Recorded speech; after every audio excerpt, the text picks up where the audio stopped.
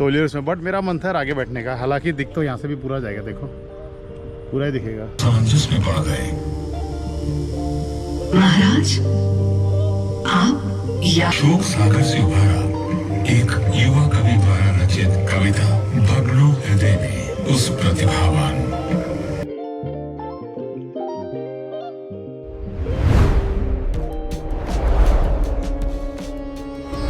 Welcome to the historic Ujjayanta Palace. Witness its grand history. यहाँ होगी कुछ sitting, खाली पड़ा है। ये तौलिए आगे अधिकारियों के लिए लगाए हैं क्या पता नहीं, फिलहाल यहीं बैठते हैं। इस बीच में नहीं बैठेंगे यार, हम बैठेंगे यहाँ पे कोने पे, ताकि निकलने में समय। क्या यहाँ नहीं बैठ सकते क्या? क्यों? वीआईपी के लिए? ये है भाई अपने देश का कल्चर, ये वीआईपी के लिए। लेकिन मैं तो इसलिए टिकट लेके आया था जल्दी यार कि यहाँ बैठूंगा, वीआईपी के लिए। और हम लोग हैं आम आदमी, वेरी इंपॉर्टेंट पर्सन होते तो तौलिए वाले बैठे भाई कोई फ़र्क नहीं है ज़्यादा तौलिए उसमें, बट मेरा मन था यार आगे बैठने का। हालांकि दिख तो यहाँ से भी पूरा जाएगा, देखो पूरा ही दिखेगा। भारत देश वीआईपीओ का देश है। यहाँ की जनसंख्या अगर 140 करोड़ है ना, तो कम से कम नहीं तो उसके अंदर 1.5 करोड़ से ज़्यादा तो वीआईपी रहते ही होंगे यार।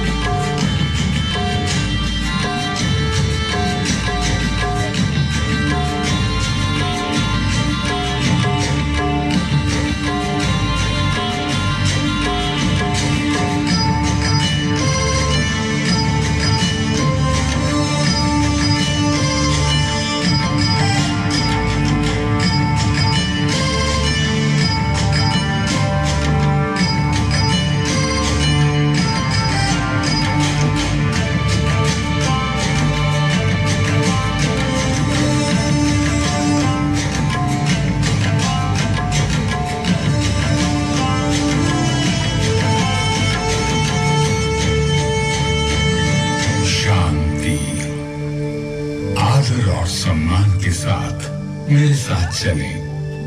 मैं आपको ले आया हूँ 15वीं शताब्दी की त्रिपुरा में, और ये है महाराजा धर्ममालिक के प्रथम का राज दरबार। महाराज ने आज एक खास वजह से अपने चीनतई दुर्लभेंद्र को बुलवाया है। ब्राह्मण श्रेष्ठ, आप केवल शास्त्रों के ही ज्ञाता नहीं, आपको हमारे राजवंश का संपूर्ण इतिहास भी कंठस्थ है। मेरी इच्छा है कि आप सरल भाषा में वो कथा हमें सुनाएं और हमारे राजकवि बाणेश्वर और शुक्रेश्वर उसे ग्रंथ का स्वरूप दें। हे धर्मावतार, आपकी ये इच्छा श्रेयस्कर है, इसलिए मैं इसे अवश्य पूरी करूंगा। त्रिपुरा पर शासन करने वाले चंद्रवंश का इतिहास इतना ओजस्वी है कि उसे बार बार कहा और सुना जाना चाहिए। प्राचीन काल में चंद्रवंशी सम्राट ययाति के 5 पुत्र हुए, पुरु, यदु, तरवसु, अनु और द्रुयु। सभी ने अलग अलग दिशा में जाकर अपने राजवंशों की स्थापना की। द्रुयु दक्षिण पूर्व दिशा की ओर गए और कपिल मुनि के आशीर्वाद से सागर द्वीप में अपना राज्य स्थापित किया। कपिल मुनि ने आशीर्वाद देते हुए कहा था, त्रिवेद नागरिम शुभम। महाराज द्रुयु के 27वें वंशज पूर्व दिशा की ओर गए, जहां उन्होंने किरातों को परास्त किया। वहीं ब्रह्मपुत्र और कपिला नदी के संगम पर एक नया नगर बसाया गया, जिसका नाम त्रिवेद था। त्रिपुरा केवल एक शब्द नहीं, कृपा है शिव और शक्ति की। पीठमाला तंत्र में स्वयं महादेव ने ये घोषणा की है कि धरती पर जहां भी माता सती के अंग गिरे, वहीं शक्तिपीठ की स्थापना हुई। उसी ग्रंथ में संकलित एक श्लोक में कहा गया है, त्रिपुरा में देवी का दाहिना पैर गिरा। पूजनीय देवी को त्रिपुरा सुंदरी कहा जाता है और यहाँ स्थापित शिव का नाम त्रिपुरेश भैरव हुआ। और इस तरह शुरुआत हुई एक कीर्तिवान राजवंश की, जिसने करीब 3000 साल तक आर्यवर्त के इस महान भाग पर शासन किया। महाभारत, पुराण और अनगिनत शास्त्रों में त्रिपुरा का उल्लेख मिल जाता है। इसके अलावा कई प्राचीन पुरालेखों के साथ साथ साहित्यिक ग्रंथों में भी त्रिपुरा का वर्णन किया गया है। मुगल इतिहासकार अबुल फजल आईन अकबरी में लिखते हैं, भाटी प्रांत के पास एक आजाद राज्य है, इसे त्रिपुरा कहते हैं। इसके राजा का नाम विजय माणिक्य है। इस राजा के पास 2 लाख पैदल सेना और 1000 हाथी हैं। त्रिपुरा के इतिहास से तो आप परिचित हो गए, अब इस कथा के सूत्रधार से भी मिल लीजिए। शुभ्र कांति, उज्जवल मुख, उन्नत गुंबद, राजसी छप, सारा विश्व मुझे सम्मान से उज्जयंत महल कहकर पुकारता है। मेरा नामकरण किसने किया, यह रहस्य इतिहास में कहीं खो गया है, परंतु मेरी नींव में मिले ताम्र पत्र पर लिखे संस्कृत श्लोक में मेरा नाम मिल जाता है। त्रिपुरा राज्य के शाही प्रतीक पर उकेरा गया संस्कृत वाक्यांश यहाँ के वीरों का उद्घोष भी है और प्रेरणा भी। किल विदुर वीरता सार्मिकम, वीरता से अधिक आवश्यक और कुछ भी नहीं। ऐसे महान आदर्श वाले वीरों की भूमि पर शिव और शक्ति परोक्ष रूप में बसते हैं, तो धर्म यहाँ के नरेशों के रूप में प्रत्यक्ष अवतार लेता रहा। यहाँ 184 शूरवीर धर्मावतार राजाओं ने राज किया। वे संघर्ष के लिए सदा प्रस्तुत रहे और बलिदान के लिए सदैव तत्पर। त्रिपुरा के प्रथम नरेश से लेकर अंतिम शासक ने अपना सर्वस्व देकर इस परंपरा का निर्वाह किया। इस राजवंश के अंतिम प्रजापालक महाराज वीर विक्रम किशोर माणिक्य बहादुर को याद करता हूँ तो याद आता है उनका समर्पण, त्रिपुरा को विकसित करने और आधुनिक बनाने की उनकी प्रतिबद्धता, और साथ ही याद आता है वो एक दिन जब नियति ने हमसे विश्वासघात किया। मई 1947। भारत की स्वतंत्रता अब केवल 3 महीने की दूरी पर थी। भारी अनिश्चितता का समय था। देश की तरह ही राज्य में भी विघटनकारी शक्तियां सर उठा रही थीं, परंतु महाराज का आश्रय था, सो जनता निश्चिंत थी। अपने कर्तव्य के प्रति सजग महाराज वीर विक्रम हर गतिविधि पर नजर रखे थे, पर इस बीच रोग ने उन्हें आ घेरा। देखते ही देखते उनकी तबीयत बिगड़ने लगी। अफरा तफरी में कोलकाता के प्रसिद्ध डॉक्टर को बुलवाया गया। महाराज की सांसें उखड़ने लगी थी। उन्होंने कमरे में लगे भगवान शिव के चित्र को देखा। भोपाल और भगवान के बीच जैसे एक मूक संवाद हुआ। हे महादेव, 15 साल की आयु में जब मुझे धर्मासन पर बैठाया गया था, तब से अब तक एक पल भी ऐसा नहीं बीता जब मैंने त्रिपुरा के उत्थान के बारे में ना सोचा हो। यह दायित्व ही तो मेरे जीवन का आधार बिंदु है। आज जब मेरी प्रजा को मेरी सबसे ज्यादा जरूरत है, तो क्या मुझे प्रयास करने का अवसर भी नहीं देंगे प्रभु? मन पर ये बोझ लिए 17 मई 1947 के दिन महाराज का देहांत हो गया। धर्म का पार्थिव स्वरूप लुप्त होते ही अधर्म का तमस बढ़ने लगा। जो बात पहले तभी जबान में कही जा रही थी, वो अब सड़कों पर गुर्राते नारों में सुनाई देने लगी। पाकिस्तान जिंदाबाद, लड़के लेंगे हिंदुस्तान। पाकिस्तान जिंदाबाद, लड़के लेंगे हिंदुस्तान। राज्य का अस्तित्व दांव पर लगा था और भय था हजारों वर्षों से सहेजी हुई परंपरा और संस्कृति के विलुप्त हो जाने का। परंतु ऐसी चुनौतियां त्रिपुरा के लिए नई कहां थी।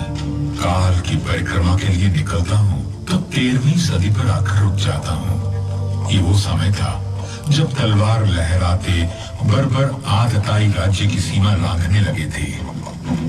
13वीं शताब्दी की शुरुआत में त्रिपुरा का राजकाज महाराजा चेंगथोंगफा ने संभाला। एक दिन शिकार खेलते हुए महाराज ने जंगली बरहा को अपने तीर का निशाना बनाया, परंतु उसी समय उस बरहा को राजकुमारी नाइथोक्ति का तीर भी आ लगा। संयोग से इन दोनों का मिलना हुआ, जिसका परिणाम विवाह था। किंतु ये बात कोई नहीं जानता था कि इस संयोग का बड़ा प्रभाव त्रिपुरा के भविष्य पर पड़ने वाला था। बंगाल और त्रिपुरा की सीमा पर मेघना नदी बहा करती थी। जब बंगाल पर मुस्लिम शासकों का कब्जा हुआ तो त्रिपुरा भी सुरक्षित न रहा। बंगाल की ओर से लूटपाट करने इरावंत खान अक्सर त्रिपुरा में घुसपैठ करने लगा।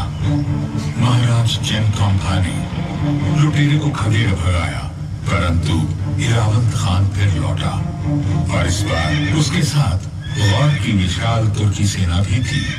महाराज असमंजस में पड़ गए। महाराज, आप यहाँ एकांत में? बाहर सभी सेनाध्यक्ष आपकी राह देख रहे हैं। सेना अध्यक्षों से मिलकर कहूंगा क्या महारानी? हिरावंत खान की सेना से टक्कर लेना आत्मघात है। समर्पण से तो मृत्यु उत्तम है। आप समझ नहीं रही हैं महारानी। सुबह से मेरी आंख फड़क रही है। ये शुभ संकेत नहीं है। धर्मावतार, जब शत्रु द्वार तक आ पहुंचे तो वीर पुरुष की भुजाएं फड़कती हैं। यदि आपको अनिश्चय ने स्तब्ध कर दिया है तो हिरावंत खान का मुकाबला मैं करूंगी। और महारानी ने ऐसा ही किया। विकराल गज पर सवार महारानी नाइथोक्ति क्रुद्ध माता त्रिपुरा सुंदरी का रूप लग रही थी। उनका हाथी ऐसे गरजता था मानो इंद्र के ऐरावत को चुनौती दे रहा हो। महारानी की चीत्कार ने त्रिपुरा की सेना को और अधिक प्रोत्साहित किया और अपने पराक्रम से त्रिपुरा के वीरों ने अपने राज्य की रक्षा की। 1240 में हुए इस युद्ध में त्रिपुरा की जीत हुई और महारानी त्रिपुरा सुंदरी के नाम से प्रख्यात हुई। परंतु यह समर आने वाले विकट समय की चेतावनी बनकर आया था। 15वीं सदी के अंत में महाराज धन्य माणिक्य का उदय हुआ, जो उतना ही नाटकीय था जितना चंद्रगुप्त मौर्य द्वारा राज्य प्राप्त करना। षड्यंत्रकारी सभासदों और सेनापतियों का वध कर उन्होंने अपना अधिकार पाया। महाराज धन्य माणिक्य का सामना बार बार बंगाल के सुल्तान हुसैन शाह से हुआ। अपनी सामरिक सूझबूझ और छापामार युद्ध पद्धति के चलते वे हमेशा हुसैन शाह पर भारी पड़े और उन्होंने बंगाल का काफी हिस्सा भी अपने अधीन कर लिया। एक युद्ध में तो इनके सैनिक हुसैन शाह की एक तोप को भी उठाकर अपने साथ त्रिपुरा ले आए। पराक्रम के साथ साथ महाराज धन्य माणिक्य में रचनात्मक ऊर्जा भी कूट कूट कर भरी थी। उनके राज में सीमाओं के विस्तार के साथ साथ कला का भी प्रसार हुआ। उनके द्वारा बनवाए गए चतुर्दश देवता मंदिर, माँ त्रिपुरा सुंदरी मंदिर और भैरव मंदिर इस बात को सिद्ध करते हैं। समय तेजी से बदला, मुगलों का पतन हुआ और अब सत्ता अंग्रेजों के हाथ में चली गई। इस परिवर्तन के बाद भी माणिक्य अपना कर्तव्य निभाते रहे। 1838 में महाराज कृष्ण किशोर माणिक्य ने वर्तमान अगरतला की नींव रखी। फिर आगमन हुआ उस राजपुरुष का जो त्रिपुरा में आधुनिकता की लहर लाने वाला भगीरथ बना। 1862 में महाराजा वीरचंद्र माणिक्य ने सत्ता संभाली। महाराजा वीरचंद्र की फोटो कला इतनी व्यापक रूप से लोकप्रिय हुई कि अमेरिका की फोटोग्राफिक पत्रिका प्रैक्टिकल फोटोग्राफर ने अपने एक अंक में महाराजा की सचित्र जीवनी प्रकाशित की। महाराज नए नए प्रयोग करने के लिए विख्यात थे। उन्होंने अपने ही कैमरे से खुद अपनी और महारानी की तस्वीरें ली। ये इतिहास की पहली सेल्फी थी। अपनी जीवन संगनी महारानी भानुमति देवी की अकस्मात मृत्यु से संतापित महाराज को शोक सागर से उभारा एक युवा कवि द्वारा रचित कविता भग्नो हृदय ने उस प्रतिभावान परंतु अनजान कवि का नाम था रविंद्रनाथ टैगोर। इस घटना के बाद से त्रिपुरा के राज परिवार और टैगोर में एक अटूट संबंध बन गया। टैगोर ने महाराज की सहायता से त्रिपुरा के इतिहास का अध्ययन किया और उसे अपनी अमर कृतियों राजऋषि, विसर्जन और मुकुट में स्थान दिया। त्रिपुरा के राज परिवार ने भी शांति निकेतन और अन्य सुधार कार्यों में टैगोर को आर्थिक और नैतिक समर्थन देकर अपनी मित्रता निभाई। ब्रिटिश राज त्रिपुरा के लिए शांति का काल रहा, परंतु जब जब पराक्रम दिखाने का अवसर आया, त्रिपुरा के रणबांकुरों ने अपनी वीरता से विजयश्री और प्रशंसा बटोरी।